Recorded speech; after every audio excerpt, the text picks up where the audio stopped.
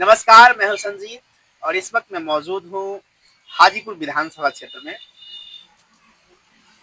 हमारे साथ राजनीतिक मुद्दों पे डिबेट करने के लिए कई सारे लोग हैं।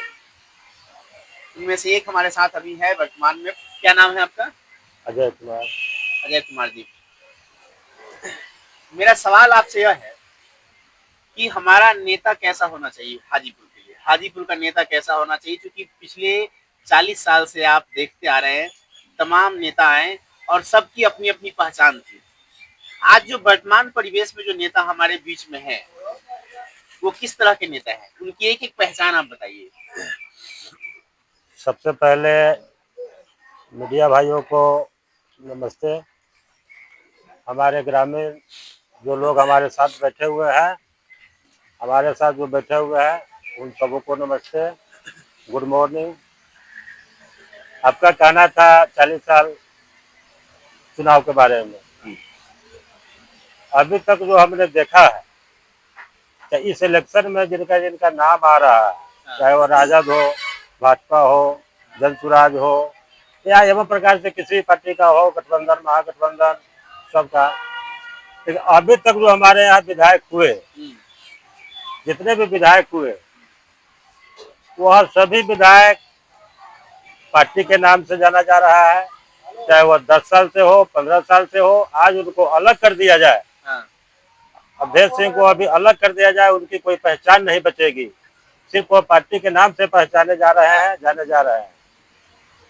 लेकिन जो मेरे दिमाग में आ रहा है, जो हमने देखा है समाज में, एक ऐसे प्रतिनिधि है जो सराहनीय है, जिनका नाम है कृष्ण भगवान सोनी।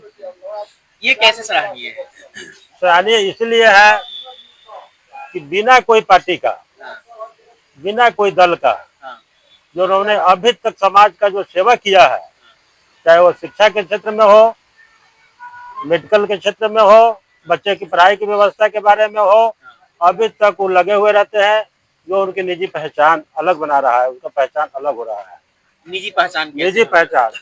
निजी पहचान इस मामले में बता रहा है कि वो किसी भी दल में नहीं थे, किसी भी पार्टी में नहीं थे, उसके बाद भी हर स्कूल में घूमकर गरीब छात्रों को लगभग 30-31 हजार विद्यार्थियों को उन्होंने अपना पैसा से बैग का डिस्ट्रीब्यूट किए हैं, जो हमने देखा है।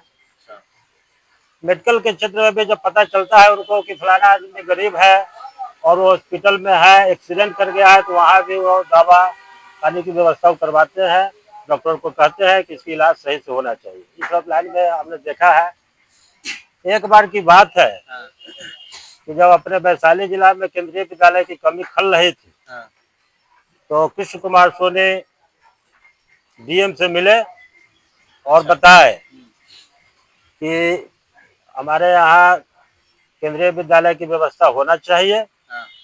तो उन्होंने बोला, डीएम साहब बोले कि इसकी व्यवस्था इतना साधारण नहीं है, हम नहीं कर सकते हैं, या ऊपर से हम लिखित भेजेंगे, ऊपर से आएगा, इसकी व्यवस्था सरकार से हम संस्था होगा उसके बाद बोले। तो कृष्ण कुमार सोनी बोले कि एक काम किया जाए सर, कि आप जमीन की व्यवस्था कीजिए, रूम हम अपने पैसा से बना देंगे। केंद्रीय विद्यालय पूरा जितना भी उसमें लागत आएगा टोटल मैं अपने पैसा से बना दूंगा, जिसमें पूरे बिहार क्या देश के बच्चे को फायदा होगा। केंद्रीय विद्यालय का मतलब ये होता है कि पूरे देश के बच्चे उसमें पढ़ते हैं, और खास करके उसमें हमारा कुछ जिला का रिजर्वेशन होता है। कोई ना कोई विद्यार्थी मेधावी छात्रों को फायदा तो होगा। यहाँ तक कि इतना बड़ा कार्य जो पूरा अपना पैसा से और नो रिफंडेबल बताया तो सरकार से पैसा नहीं लेते? कभी नहीं। बोले कि हम सरकार से कभी पैसा नहीं लेंगे, सिर्फ आप जमीन की व्यवस्था दीजिए और आदेश दीजिए, हम सारी व्यवस्था जो है अपने पैसा से कर देंगे। बताइए, इतना बड़ा कार्य साधारण चीज नहीं है, जो किसी नेता ने नहीं किया है। कोई भी नेता किया है वह पार्टी के फंड से आया है, सरकार के स्कीम से काम किया है, अपने पैसा से, अपने पॉकेट का 100 रुपया भी, 100-200 रुपया भी कहीं भी अपना खर्च नहीं किया है। यहाँ तक कि वह फंड का पैसा कमीशन के रूप में अपने पॉकेट में रखा है। लेकिन यह निस्वार्थ किसी भी पार्टी में नहीं है। उसके बाद भी, लेकिन आज तो जन सुराज से आ रहे हैं, तो किसी न किसी पार्टी से तो आना पड़ेगा। जनसुराज अच्छी पार्टी है, अच्छा, उसमें हमको क्या लगता है आपको? जन सुराज से आएंगे तो आकर के और भी नेता की तरह ये बदलेंगे क्या?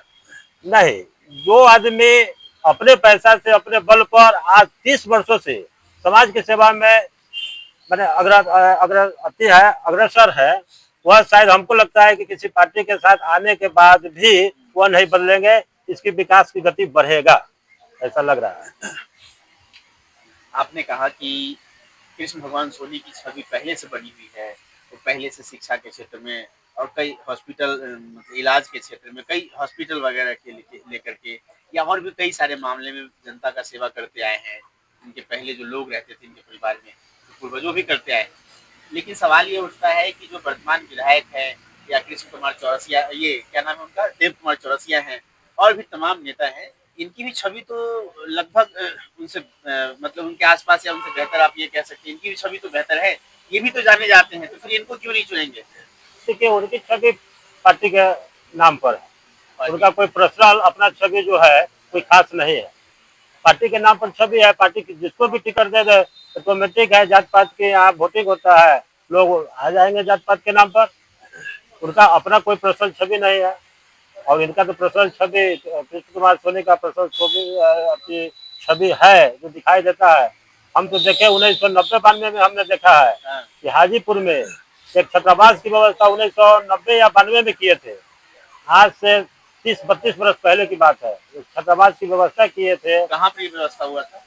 गुदरी में जो उनका अपना जो सोनी अलंकार कम्प्लेक्स है, उसके 5वें तल्ले पर वो चला था व्यवस्था? हाँ चला था, व्यवस्था चला था, हम उसमें पढ़े थे, हम उसमें रहे थे। अच्छा, आप भी उसमें रहे? हाँ रहे थे उसमें, हम उसमें पढ़े थे। तो ये वास्तविकता है? वास्तविकता है, क्योंकि हम बीए वहीं से किए थे, उसी छात्रावास में रहकर किए थे और एक पैसा भी नहीं। वहाँ ऊपर से जो भी किताब कॉपी का भी पैसा घटता था तो पूछते थे और पैसा लोगों को मुहैया कराते थे, गरीब छात्रों को मुहैया कराते थे, किताब तक कॉपी तक।